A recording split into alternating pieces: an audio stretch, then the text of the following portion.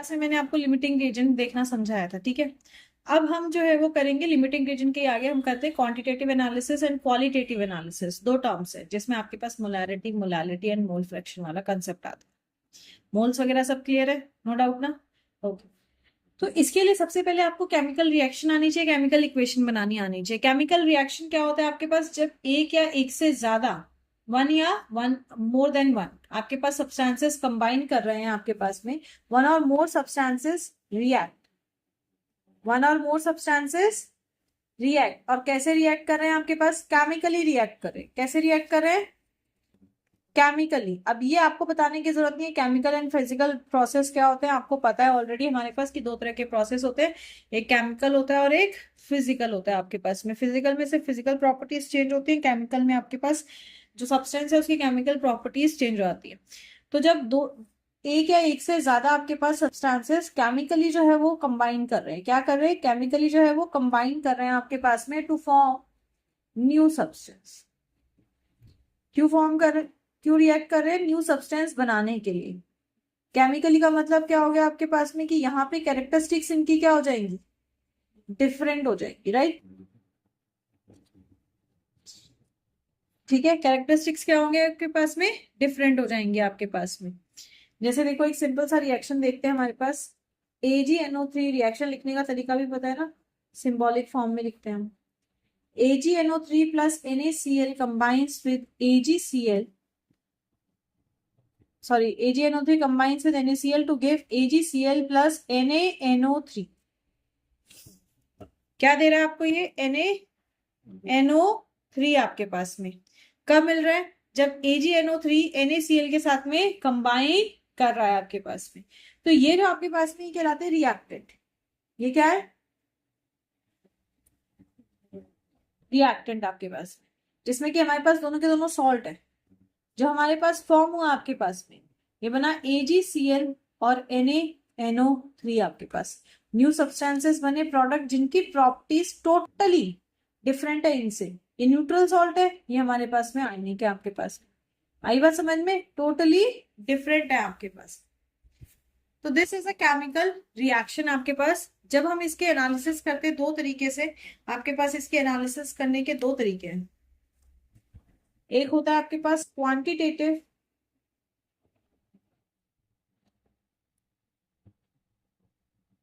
Information, दूसरा qualitative.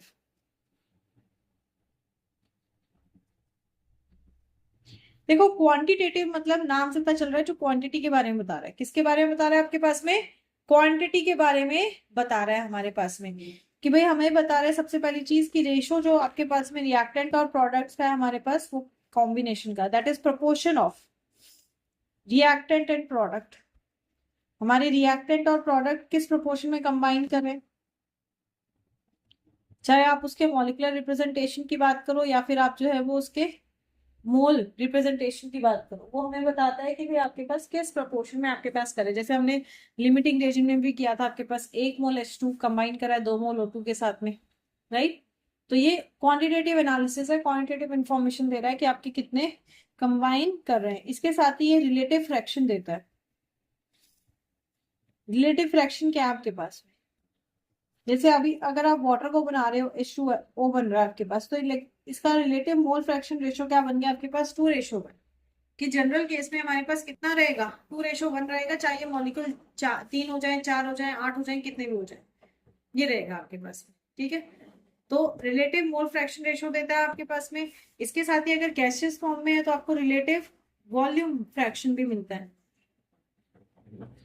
Volumes of gases in reactant form या फिर इन प्रोडक्ट फॉर्म। आपके पास की जो गैसेस है वो किस रेशो में हमारे पास में कंबाइन कर रही है। अगेन रेशो जब बात कर रहे हैं तो मतलब मैं मोल्स की बात करी, भाई कितने मोल्स आपके पास में किसी एक पर्टिकुलर गैस के, कितने मोल्स दूसरे पर्टिकुलर गैस के साथ में आपके पास में कंबाइन कर रहे हैं। तो दिस इज क्वांटिटेटिव इंफॉर्मेशन। कैसी इंफॉर्मेशन है भाई आपके पास? क्वांटिटेटिव आपके पास में इंफॉर्मेशन। जैसे अगर मैं इस रिएक्शन के लिए आपसे पूछूं, बताओ इसमें क्या आपके पास क्वांटिटेटिव इंफॉर्मेशन आपको मिल रही है बेटे? कि एक मोल लाउडर। कि एक मोल Ag NO3 का है, 1 मोल NaCl का है। कि 1 मोल 1 mole of AgNO3 combines with 1 mole of NaCl है, नहीं कंबाइन कर रहा है, तो ये उसकी क्वांटिटेटिव इंफॉर्मेशन मिल रही है। समझ में आ रही है बात। अब आते हैं हम क्वालिटेटिव इंफॉर्मेशन पे। देखो क्वालिटेटिव इंफॉर्मेशन हमारे पास सबसे पहले क्या होती है, जो रिएक्शन में आपके साथ में लिखा होता है कि भाई कोई रिएक्शन आपके पास में जो रिएक्टेंट है वो किस स्टेट में आपके पास में प्रेजेंट है। जैसे देखो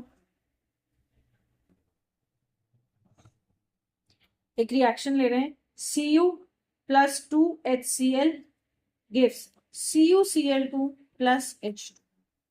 ये हो गया एक रिएक्शन, आपके पास सिंबॉलिक रिप्रेजेंटेशन कर रहे हैं। यहाँ पे लिखा होता है S कि ये सॉलिड है आपके पास में, HCl एक्वस, एक्वस फॉर्म में, CuCl2 again aqueous, and H2 क्या है, गैसियस फॉर्म में, राइट। तो सबसे पहली जो इंफॉर्मेशन हमें पता चलती है आपके पास, वो पता चलती है इनके फिजिकल स्टेट के बारे में।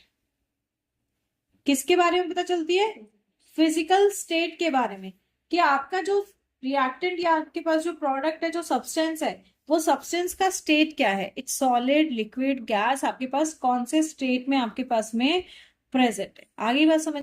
दूसरी चीज क्या होती है आपके पास में, आपको कई बार रिएक्शन में ऐसे मिलेगा, टू डाइल्यूट HCl या कंसंट्रेटेड HCl आपके पास, राइट। दैट मीन्स ये हमें क्या बता रहा है कि जो हमारा एसिडिक कंसंट्रेशन है वो आपके पास कितना है, राइट। क्या बता रहा है, आपका जो स्ट्रेंथ है, एसिड या बेस की स्ट्रेंथ है, उस स्ट्रेंथ को डिटरमाइन कर रहा है। अगेन क्या बता रहा है, क्वालिटेटिव इंफॉर्मेशन दे रहा है। क्या दे रहा है, क्वालिटेटिव इंफॉर्मेशन हमारे पास में ये दे रहा है। At the same time at certain reactions you have here temperature like 723 kelvin, या इसको हीट किया है हमने, हाँ है ना। तो ये चीज पता चलती है आपके पास में, दैट इज कोई कैटलिस्ट तो यूज नहीं हो रहा, कहीं कहीं पे NI लिखा है कि हम निकल कैटलिस्ट का इस्तेमाल कर रहे हैं, तो कैटलिस्ट की इंफॉर्मेशन मिल रही है आपको। टेम्परेचर की इंफॉर्मेशन आपको मिल रही है कि भाई किस टेम्परेचर पे आपके पास में रिएक्शन जो है वो कैरी आउट किया जा रहा है। प्रेशर की इंफॉर्मेशन आपको मिल रही है, किस प्रेशर पे आपके पास में जो है वो रिएक्शन कैरी आउट हो रहा है, या ऐसी कोई भी इंफॉर्मेशन मिल रही है, वो क्या है आपके पास, क्वालिटेटिव एनालिसिस। समझ में आई बात। तो जब हम किसी केमिकल रिएक्शन की बात कर रहे हैं, हम उसकी दो तरह से स्टडी करते हैं, कैसे, एक क्वांटिटेटिव एंड क्वालिटेटिव। अब इस क्वांटिटेटिव इंफॉर्मेशन को, that is the mole fraction आप कर रहे हो, परसेंटेज कंसंट्रेशन आप कर रहे हो, इसके लिए हमें सबसे पहले जो है वो केमिकल इक्वेशन को बैलेंस करना आना चाहिए। क्या आना चाहिए भाई, balancing a chemical equation.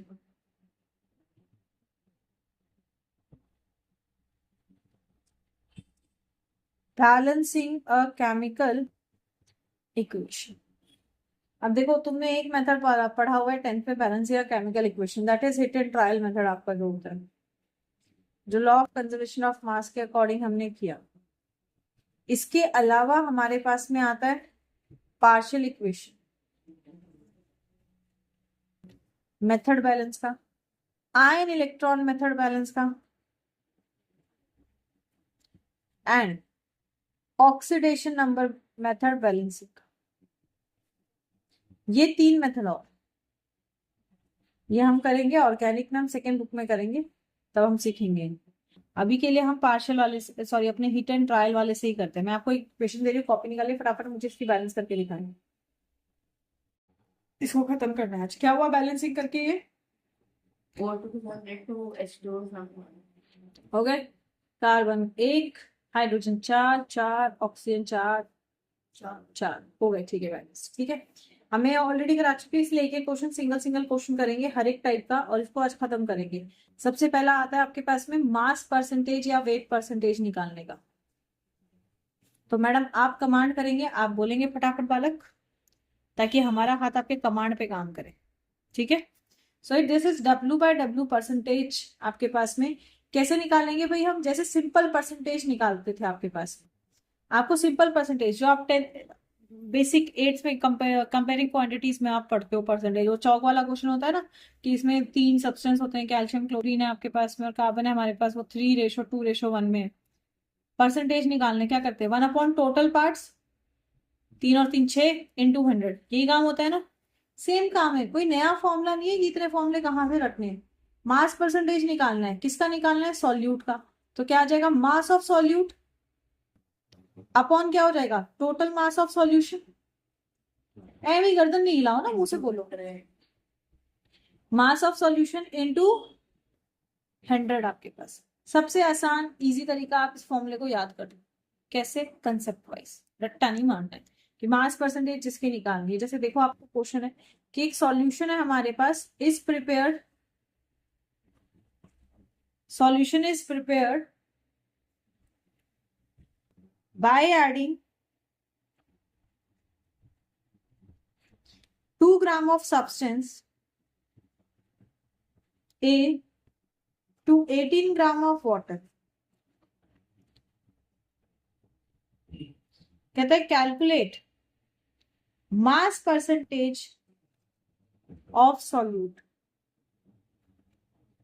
Solute की आपको मास परसेंटेज निकाल, क्या करें, व्हाट सॉल्यूट हियर, सबसे पहले ये बताता हूं।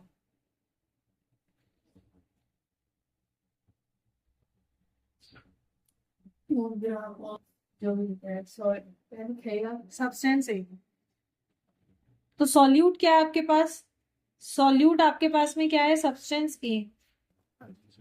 क्या है, सब्सटेंस ए। मास परसेंटेज क्या होगी, this will be mass of solute. Formula लिख लेना चाहिए बेटा, याद रहता है, solute upon mass of solution into 100। अब मुझे बताइए what is mass of solute here. 2 gram और मास ऑफ सॉल्यूशन 18 ग्राम। बस कर दी ना बेटा करेक्ट वाली बात। बेटा Less than- एक सॉल्यूशन है आपके पास में जिसमें होता है सॉल्यूट प्लस सॉल्वेंट। सॉल्यूट क्या है, ए जो कि है 2 ग्राम, सॉल्वेंट कितना है 18, तो क्या आएगा। 20 बट बेटे पेपर में नहीं आऊंगी ना बताने के लिए मैं ये, 10 आएगा। या मेरे पेपर में भी आना पड़ेगा तुझे ये चीज बताने के लिए। फ्लैश आ रहा है हवाई जहाज बन रहा है। कितना आ गया, 10%। समझ में आई बात, कितनी देर के लिए मेरे पुत्र। नहीं तो आ गया। तो ये तो पहले भी कराया था, फिर तूने सॉल्यूशन के पास में गड़बड़ कैसे करी हैं। कहते गड़बड़ करना मेरा जन्म सिद्ध अधिकार है। मुझे गड़बड़ कर दी। वाह बेटा, इससे अच्छी मैंने आपसे जवाब की उम्मीद करी थी। Okay, next is mole fraction.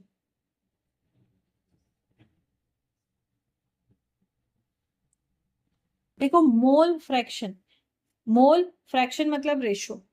बात करें मोल फ्रैक्शन की, मतलब वही बात करेंगे कि भाई मोल का अपने पास में रेशो क्या है आपके पास। So what is exactly mole fraction, it is the ratio, it is the ratio of the number of moles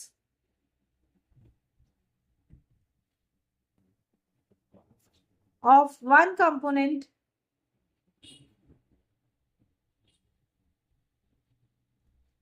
to the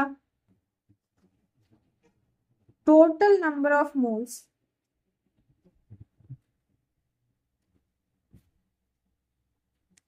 of all the components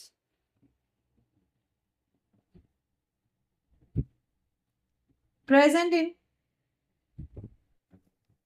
the solution।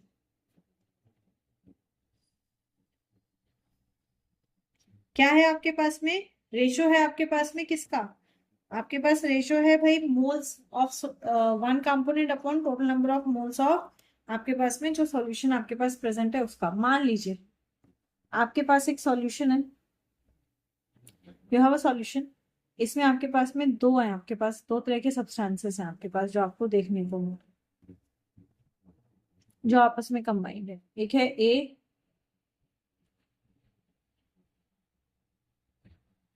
एक है हमारे पास में ए, और जो दूसरा कंपोनेंट है आपके पास में दैट इज बी। मान लो ये बी आपके पास, तो ए और बी मिलके क्या बना रहे हैं, हमारा सॉल्यूशन तैयार कर, राइट। अब इसके मोल फ्रैक्शन को किसे नोट करते हैं, मोल फ्रैक्शन को डिनोट करते हैं एक्स से।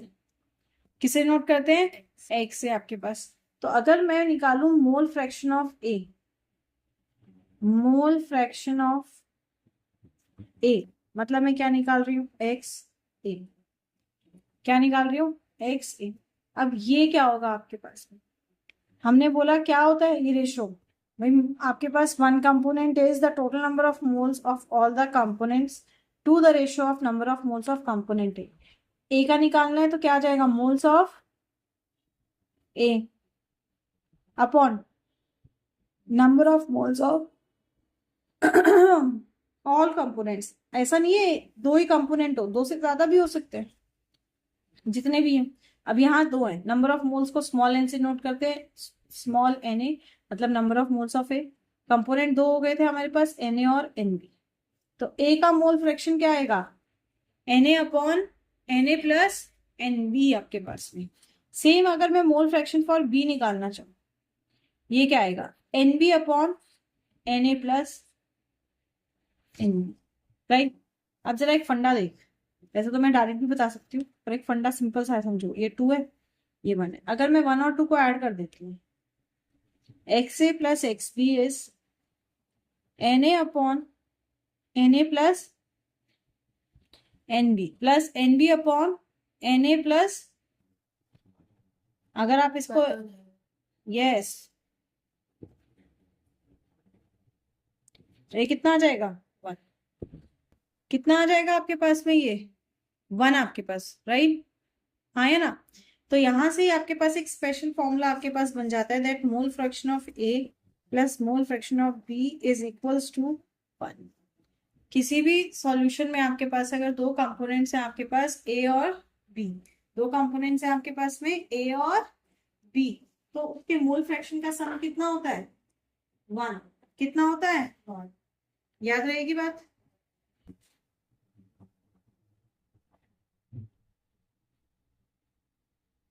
इतनी नींद की अंगड़ाई ना ले मेरे सामने, मेरे को भी आएगी फिर नींद। बेटा अकेले तू नहीं है नींद की पुजारन, फिर मैं भी बन जाऊंगी नींद की पुजारन। आखिर हम भी तो इंसान है, हम भी तो इंसान है ना। नहीं कहते ना दीदी आप तो प्रेत आत्मा लगते हो मुझे। नहीं मेरे बेटा मैं भी इंसान हूँ। Okay next is molarity.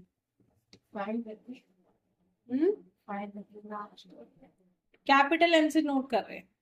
Molarity is denoted by capital M. आपके पास क्या होगा ये बताओ, क्लास में सुनते हैं ओए भगवान। It is defined as the, अब हमने क्या निकाला था, मोल फ्रैक्शन आपके पास मोल्स के बेसिस पे निकाला था रेशो। तो अब ये हम जो है वो वॉल्यूम के बेसिस पे निकालते हैं आपके पास में। So it is defined as the number of moles, simple सी बात, it is defined as the number of moles of solute, moles of solute present in 1 liter of solution। भाई 1 लीटर सॉल्यूशन में आपके पास में कितने मोल्स, शूलेस देख, तेरा रोज ही शूलेस खुला रहता है बेटा, गिर गया तो ध्यान से वायर से। मैं दीदी को करा रही तो फटाफट अपना एक टेस्ट दे, फिर उसके बाद में तेरा करा, शाम को ना हो तो।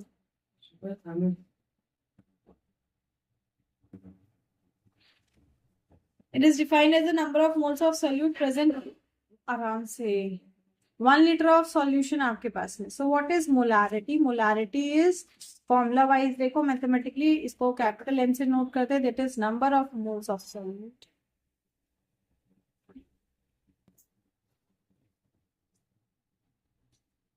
Upon volume of solution in litre, solution in litre. तो इसकी एसआई यूनिट क्या बन जाएगी, मोल पर लीटर। एसआई यूनिट क्या हो गई, मोल पर volume of solution in litre, right. अगर क्यूब में भी है, सेंटीमीटर क्यूब में दिया तो आपको करना पड़ेगा इस फॉर्मूले पुट करने से पहले उसको लीटर में बदलाव, तभी आप उसको मोलैरिटी निकाल पाएंगे। समझ में आ गई बात? अच्छा, एक चीज और समझे, अगर आपके पास में कोई दो मिक्सचर्स है या दो सॉल्यूशंस है, क्योंकि इसके क्वेश्चन इस टाइप के बहुत आते हैं, आपके पास दो मिक्सचर्स है या आपके पास में दो सॉल्यूशंस है हमारे पास में, जिनके आपको पर्टिकुलर मोल्स आपको दे दिया, हमने सेम नंबर ऑफ मोल्स मिलाए हैं। मान लो मेरे पास एक मिक्सचर है एक्स, मेरे पास एक मिक्सचर है वाई, मैंने मिक्सचर एक्स के एन मोल्स मिक्सचर वाई के एन मोल्स मिलाए, नंबर ऑफ मोल्स क्या है, सेम है जो मैं मिक्स कर रही हूँ। तो ऐसे में हमारे पास में दोनों के अगर नंबर ऑफ मोल सेम है, समझो इस चीज को, इसी फॉर्मूले से आता है। क्वेश्चन हो जाता है कि बच्चे कंफ्यूज हो जाते हैं कि भाई कैसे करें, तो करने का सिंपल सा तरीका है, देखो when two solutions are mixed with the same number of moles। देख, अब मैं तुझे इसको रट्टा मारना नहीं बता रही, मैं तुझे इसका भी कंसेप्ट बता रही, ताकि रट्टा मारने की प्रॉब्लम ही ना आए आपके पास। कहता है दो सॉल्यूशंस आपके पास में मिक्स किए हैं with the same number of moles, number of moles same है आपके पास में। मान लो एक सॉल्यूशन है आपके पास, जो फर्स्ट सॉल्यूशन है उसका वॉल्यूम है V1, वॉल्यूम क्या है आपके पास, V1 आपके पास में, और जो दूसरा है उसका वॉल्यूम क्या है, V2, ठीक है। उसका वॉल्यूम क्या हो गया, V2 आपके पास में। इधर मोलैरिटी इनिशियली जब आपके पास था तो ये है M1, और यहाँ पे क्या है M2 आपके पास।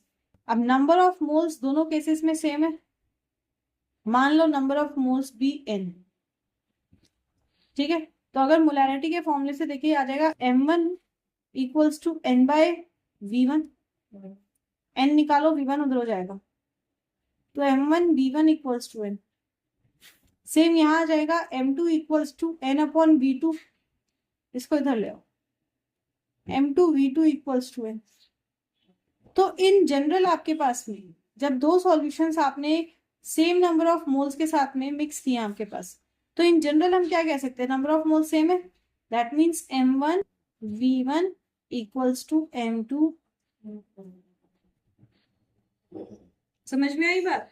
तो आप डायरेक्टली इसका यूज करेंगे क्वेश्चन को सॉल्व करने के लिए। हाँ, कराया होगा ये, ऐसे क्वेश्चन नहीं कराया करने। केमिस्ट्री कॉपी है।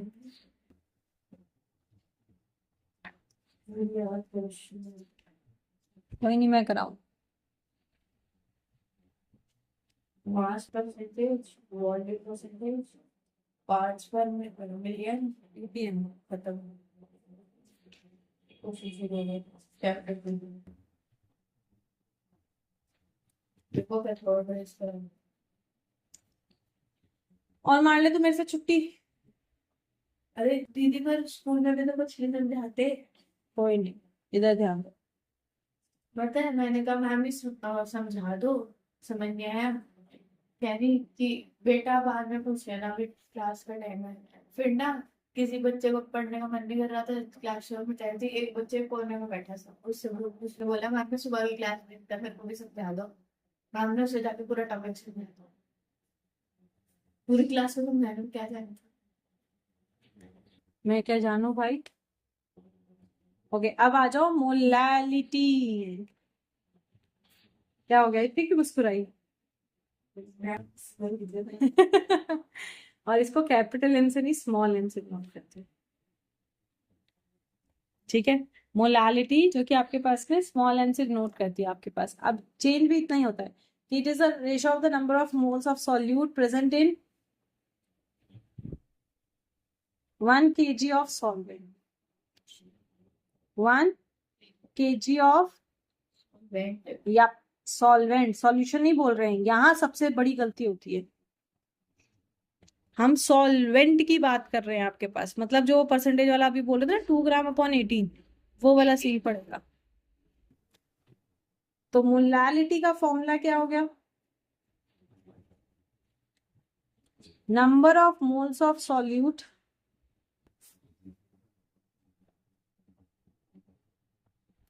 Upon mass of solvent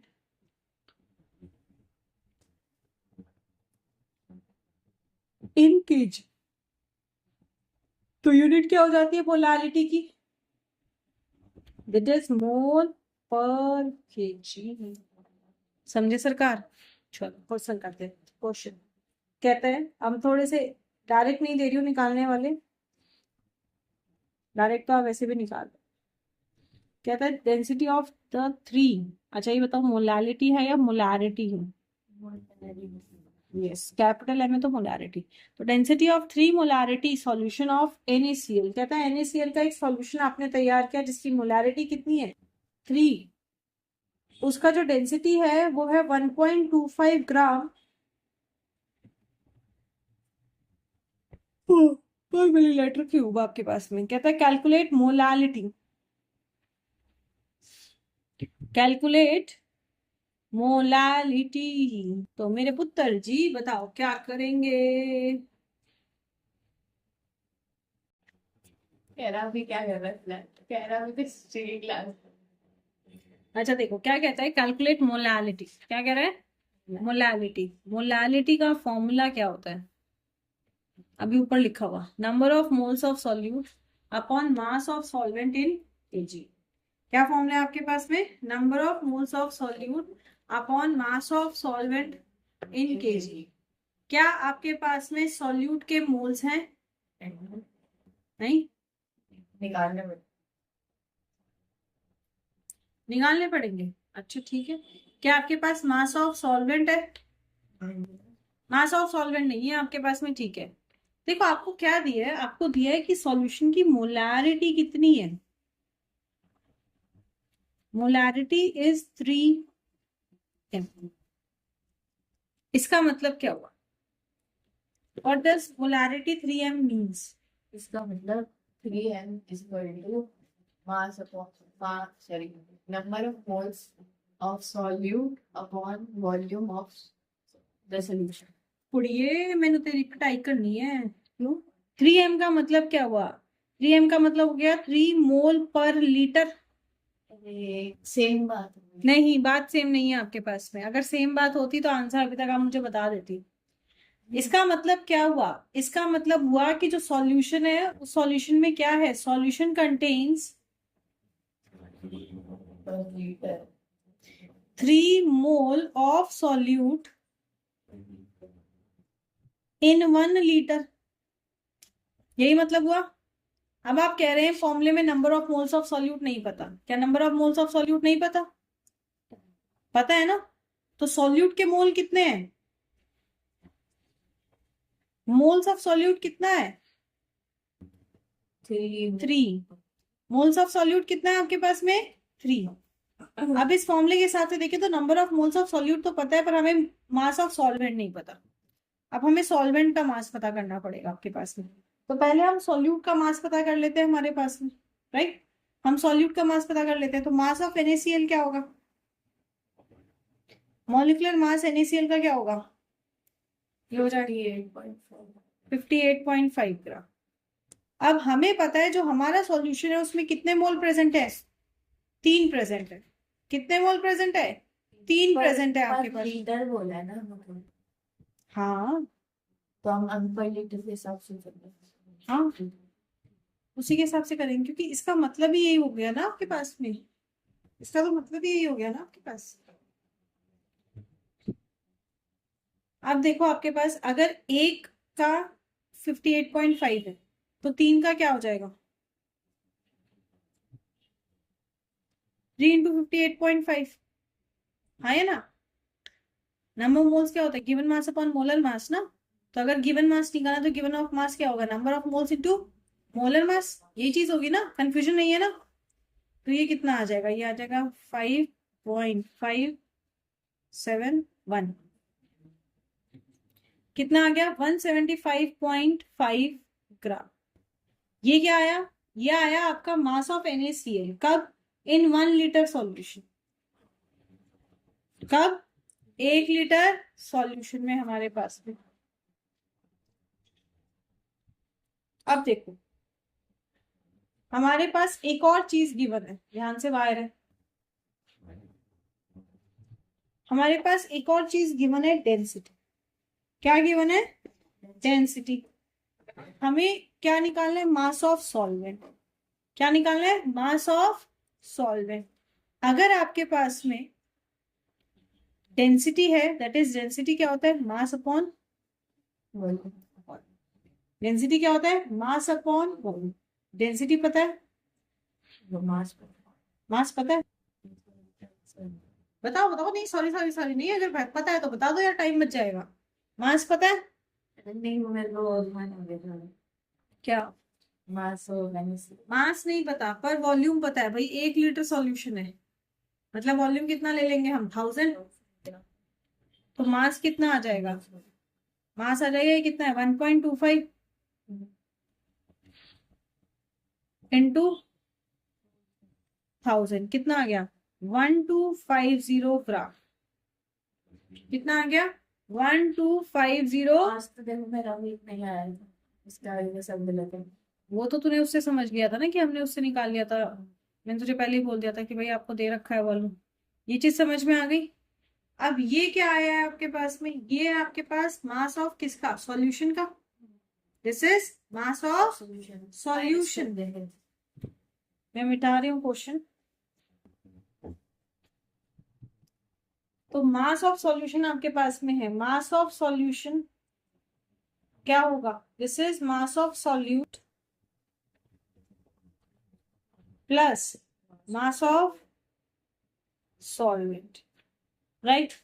So mass of solution is 1250 gram. mass of solute is, solute का कितना है? यही है ना solute आपके पास NaCl जितना मिला है, तो 175.5 ग्राम। सॉल्वेंट का मास हमें पता करना है।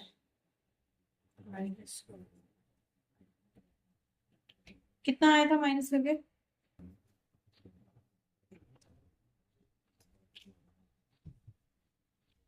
इधर ध्यान दो, ये आ जाएगा तुम्हारा 1250 माइनस 175.5, तो ये आ जाएगा 1074 ग्राम। ये आ गया आपका मास ऑफ सॉल्वेंट। ठीक है, अब मोलालिटी क्या है आपके पास में? That is moles of solute upon mass of solvent. यही है, तो ये क्या आ जाएगा? 3/1074.5। नहीं सॉरी, ग्राम में है ना, ये हमें केजी में लेना है तो कन्वर्ट करना पड़ेगा, डिवाइड बाय 1000, तो 1 पॉइंट हो जाएगा। 1.07 ही ले लो, इतना बड़ा तो क्लियर कर लेना। आप निकालिए, आपकी मोलालिटी आ जाएगी। समझ में आई बात? कहाँ गलती कर रहे थे? एक दू और अब इधर ध्यान दो। कह रहा है आपको रिएक्शन दे दिया 2A + 4B gives 3C + 4D। अब वो आ जाएगा शिवम, जल्दी कर ले। अच्छा वो देखा जाएगा। इसका मतलब क्या हुआ? इसका मतलब हुआ कि भाई A के 2 मोल 4 मोल B के साथ कंबाइन कर रहे हैं, जिससे बन रहा है 3 मोल C के और 4 मोल D के आपके पास, राइट? ये सीधी सी बात है। अब हमें क्या बताना है आपके पास में? क्या कहता है? When 5 moles of A react with 6 moles of B के कितने मोल है? 6, और ये कितने हैं? 5।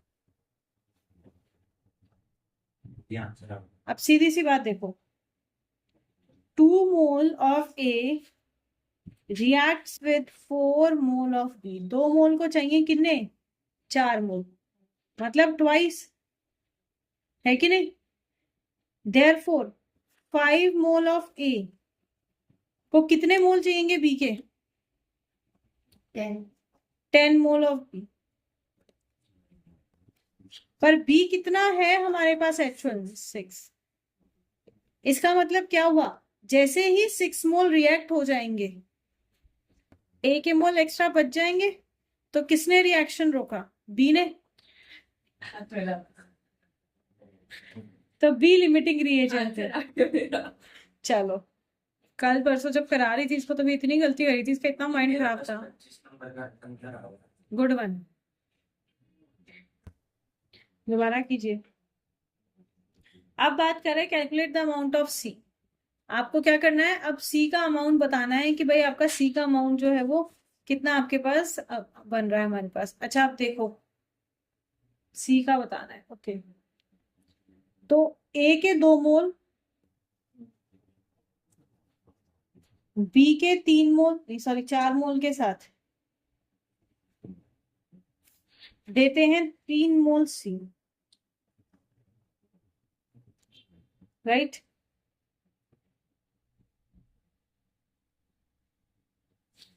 और अब हमें क्या दिया है, 5 मोल है ए के,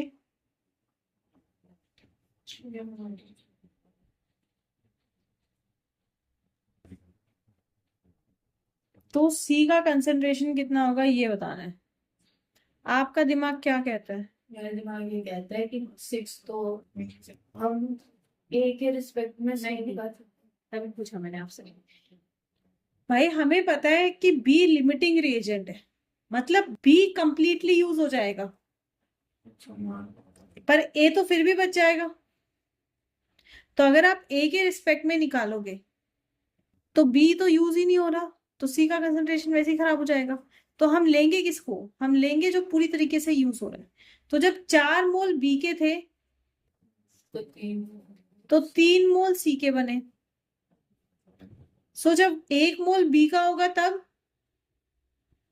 3/4 मोल ऑफ सी। हमें किसके लिए चाहिए, 6, क्योंकि हमें पता है 6 मोल पूरे यूज हो जाएंगे, ये पूरे नहीं होंगे। ये हो सकता है 1 बच जाए या 0.75 बच जाए, ये नहीं पता अभी कितना बचेगा, पर ये पूरा यूज हो जाएगा। तो जब आप 6 मोल बी के लोगे तो कितना आ जाएगा, 3/4 इंटू 6, 2 2 सा 2 3 सा, मतलब ये आ गया 4.5 मोल ऑफ। समझ में आई बात कि कैसे निकालेंगे? निकालना हमें उससे है भाई जो पूरा यूज हो गया, जो बच रहा है उसका तो नहीं पता ना कितना बच रहा है। पक्का समझ में आ गई ना? क्वेश्चंस भेजूंगी, सारे कंसेप्ट करा दिए मैंने आपको फर्स्ट चैप्टर के। आपने